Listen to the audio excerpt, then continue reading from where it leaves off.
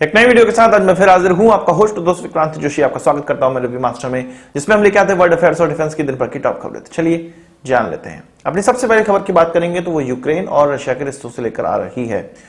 Ukraine और Russia के बीच में जो गर्मा गर्मी है वो और ज्यादा बढ़ती चली जा रही है। यूक्रेन और रशिया के बीच में जो बॉर्डर है, जहां पर कुछ सेपरेटिस्ट मूवमेंट चलते रहते हैं, वहां पर थोड़ी सी और रशियन बैकिंग देखने को मिल रही है। एक रोस्टोव इलाका है जहां पर रशिया ने यह कहा है कि यूक्रेनियन ट्रूप्स के द्वारा जो बॉर्डर पोस्ट हैं उसको नुकसान पहुंचाया गया, इसलिए रशिया ने उन पर फायरिंग की या हमला किया, जिसमें कि 5 लोगों की मृत्यु होने की संभावना है, ऐसा रशिया का कहना है। यूक्रेन ये कह रहा है कि ये रशिया के द्वारा फेक न्यूज फैलाई जा रही है ताकि ये दिखाया जा सके कि यूक्रेन यहां पर अग्रेशन दिखा रहा है और रशिया उससे बचाव कर रहा है। इसके अलावा रशियन मिलिट्री ने यह भी कहा है कि सेलिंग भी की गई है, यूक्रेन पर की गई है, जिससे कि यूक्रेन की आर्म्ड व्हीकल को नुकसान पहुंचा है, उसको डिस्ट्रॉय किया गया है। यूक्रेन का यह कहना है कि रोस्टोव इलाके में तो उनकी कोई फौज है ही नहीं, इसलिए इस प्रकार के हमले तक की कोई बात होती ही नहीं है। वहीं जो सेपरेटिस्ट जगह है यूक्रेन में, जो ईस्टर्न यूक्रेन में, वहां पर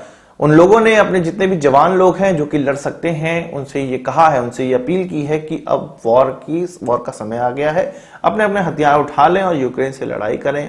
उनका कहना यह है कि उनको इंडिपेंडेंस चाहिए, यूक्रेन से इंडिपेंडेंस चाहिए, और वो रशिया में विलय होना चाहते हैं, उनके लोग रशिया से जुड़ना चाहते हैं। तो इस प्रकार के सिनारियो वहां पे चल रहे हैं। 1-2 दिन की बात है और फुल फ्लेज वॉर मुझे लगता है कि अब स्टार्ट होने लगेगी, या ऐसा भी हो सकता है कि इन रीजन्स में अंदरूनी लड़ाई होती रहे, रशिया सीधे सीधे नहीं पर बैकिंग करते हुए इस लड़ाई को और ज्यादा आगे बढ़ाए, जिससे कि ये भाग खुद ही यूक्रेन से अलग हो जाए। बात कर लेते हैं प्रोजेक्ट 75I की, जिसके तहत 6 कन्वेंशनल सबमरीन बनाने थे।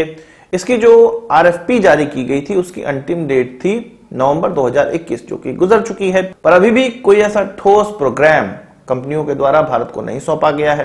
एक्चुअल में 5 विदेशी कंपनी और 2 देसी कंपनियों का संयोग होना था, और उसके बाद 2 सबमरीन प्रोजेक्ट करने थे भारत सरकार को, और तब ये डिसाइड होता कि स्ट्रेटेजिक पार्टनरशिप के तहत किसके साथ कौन सी सबमरीन की तरफ हम जाने वाले हैं। एक्चुअल में जो 5 कंट्रीज या 5 कंपनीज हैं वो रशिया की कंपनी थी, एक स्पेन की थी, एक फ्रांस की थी, एक जर्मनी की थी और एक साउथ कोरिया की थी। इसमें से जर्मनी और रशिया ने बैकआउट कर लिया है। बचे 3 कंपनियां, 3 देश, फ्रांस, स्पेन और साउथ कोरिया, जिनके द्वारा अपना कोई भी मसौदा सामने नहीं रखा गया। अब जो इस RFP की डेट है उसको जून 2022 किया जा रहा है। अब जून 2022 करने से नुकसान क्या होगा? जब नवंबर 2021 था RFP की लास्ट डेट, तब जो ट्रायल होने थे वो अप्रैल 2022 में होने थे। अब ये 6 महीना और खिसक जाएगा, तो हो सकता है कि इस साल के अंत तक या इस साल के बाद ही इसके ट्रायल हो पाए। अब जब ट्रायल होगा तो 1-1.5 साल का और समय लगेगा। तो कुल मिला के हम कह सकते हैं कि यहाँ पर 2 सालों का मिनिमम समय चले जाने वाला है। मतलब 2024 में ही हम हो सकता है कि प्रोजेक्ट 75I के तहत सबमरीन का कोई कॉन्ट्रैक्ट देखें।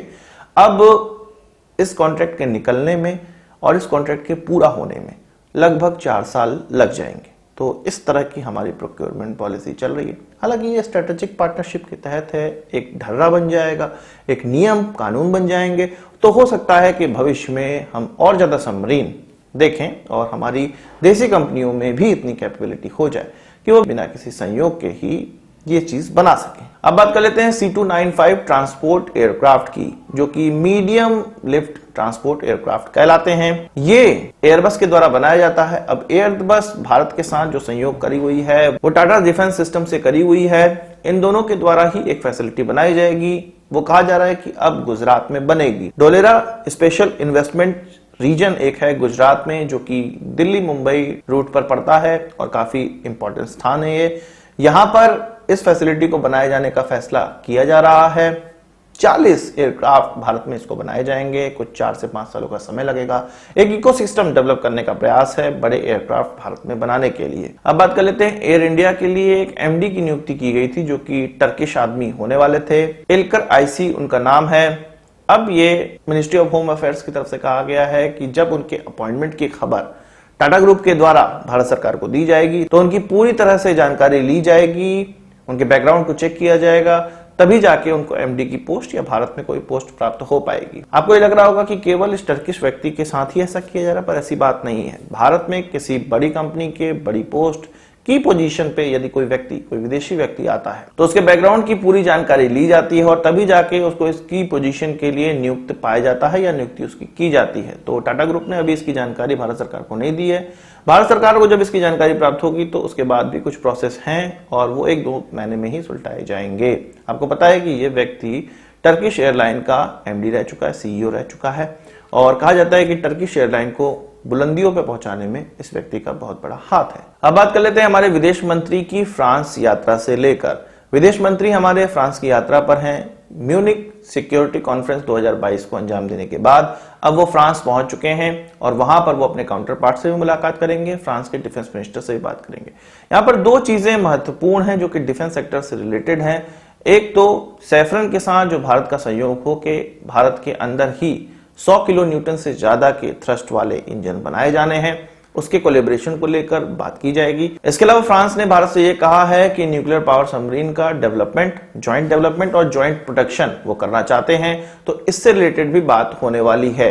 जब से फ्रांस के हाथों वो कॉन्ट्रैक्ट गया है जो कि वो ऑस्ट्रेलिया को सबमरीन बेचकर प्राप्त करने वाले थे, तब से फ्रांस भारत की तरफ ज्यादा देखने लगा है और भारत को वो की टेक्नोलॉजी देने का प्रयास कर रहा है जो कि ऑस्ट्रेलिया को वो नहीं दे पाया और दूसरी कंट्रीज वो दे रही हैं, जो कि न्यूक्लियर पावर सबमरीन की टेक्नोलॉजी है, न्यूक्लियर पावर अटैक सबमरीन की टेक्नोलॉजी।